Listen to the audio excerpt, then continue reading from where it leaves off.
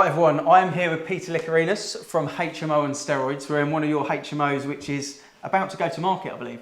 It is, yeah. We've rented 5 rooms already and it hasn't spent a minute on the market yet, so pleased to say. Amazing stuff. So for landlords that are thinking, we want to get into property investment, we're making no money in the banks at the moment, what type of potential property investor does this suit for? Definitely the long-term investor. Someone that wants to do it properly, someone that wants to offer tenants really nice accommodation. I think for me, I spotted a gap in the market where rental accommodation and HMOs had a really bad rep. Mm-hmm. The buy-to-let market was coming to an end for property investors and it was difficult to really make profits. Yep. So there was a win-win situation where we could buy and create incredible houses and HMOs and offer tenants accommodation they've never had before. Mm-hmm. So the tenant's happy and they're paying for something that they've never had before, and the investor's happy because they're getting income and profits they never dreamed of. And as you can see, this one is basically finished, ready to be moved into, already fully let. Let's go have a look with Tristan at a property that is in transition at the moment to get a feel of that as well. So we're here, Peter, with one of your refurbs that's currently undergoing for the HMOs. I've seen a completed version, I've seen one under refurb. So before we go and take a look around, sort of what's involved from an owner's point of view when purchased? How long does it take for the works to happen, for that to happen from start to completion? Yeah, great questions. Well, a lot of investors will come to HMO and Steroids and they'll pick and mix our services. More popular now, investor will come to us and they want us to manage the portfolio and project, and they want us to be completely hands-free. So this is one of our premier investors that owns this property. They're completely hands-free. We agree on the project, the structure and the schedule from day one. A conversion like this, a complete conversion, will take somewhere in the region of 12 weeks. Oh wow, so fairly quickly then. Absolutely, yeah. We're doing a lot of these now and we've got some great building teams, although it's never without challenges. But yeah, more or less we can do it quicker. I'd probably say 20% quicker than most builders now. Perfect, let's go and take a look inside. I'll show you around. After you. Thank you. So as you can see, we're about halfway through the project. The build team have been absolutely incredible. This is going to be a communal room and it leads on to what I would class as one of the headline bedrooms, which is absolutely awesome. Do you want to have a look? Yeah, definitely. Come on. So as you can see, the bedroom's been really thought out well. We've got Cat 6 behind the television, smart television in every room, Cat 6 behind the desk and work area for the tenants.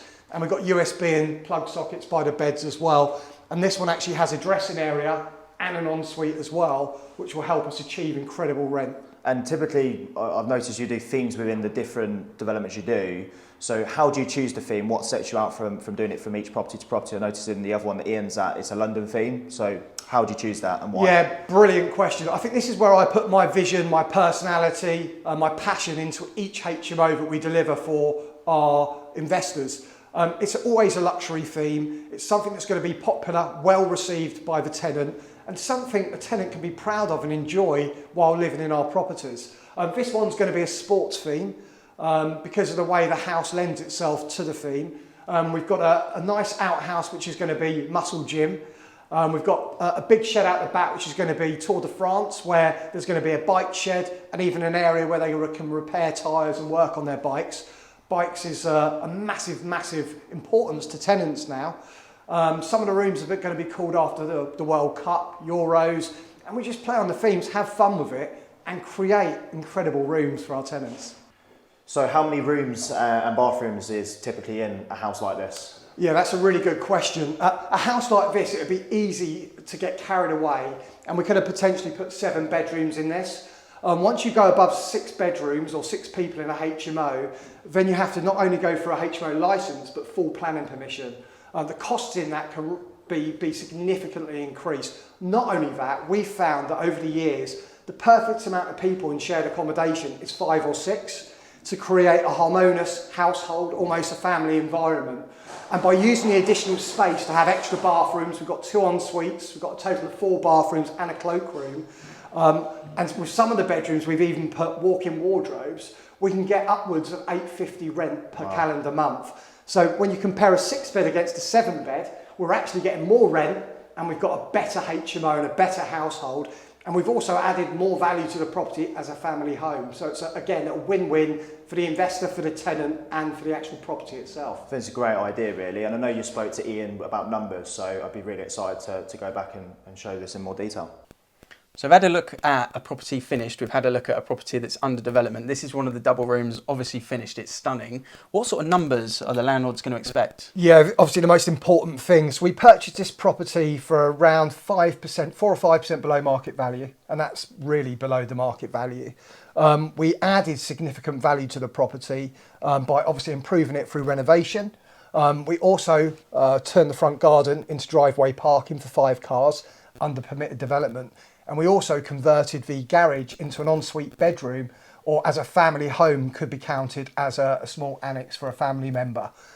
So we've added around 100 grand value to the property. Mm-hmm. That's cost around £70,000 in development costs. So we forced 30 grand immediate value into the property.